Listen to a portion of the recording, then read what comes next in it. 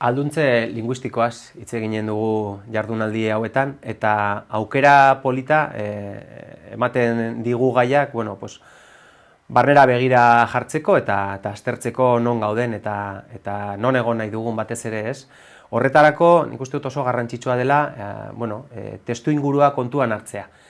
Testu inguru juridikoa, hemen Nafarroako Euskararen legeak ezartzen duen zonifikazioa kontuan hartu behar dugu ala beharrez, marko juridikoa garrantzitsua delako horren eskutik, egia da, errealitate soziolinguistikoa ezberdinak ditugula lurraldean, egia da, Euskararen sustapeneko lanari babes ezberdina ematen zaiola Nafarroako eskualde ezberdinetan, hau kontuan hartu behar dugu, gure politika publikoak eraginkorrak izateko, eta kontuan hartu behar dugu ere nondik gatozen, testuinguru historikoa.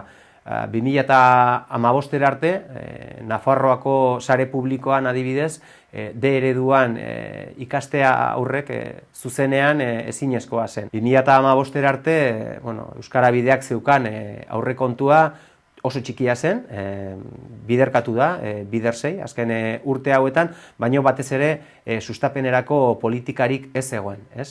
Gaur egun, hau egiten ari da, lan egiten ari gara, eta sustapen lan egiten ari gara gizarte zibilarekin, eta hor ere badaude administrazio publikoak. Hizkuntza planen bitartez, desente hobetu dugu, orokorrean komunikazio elebidunean.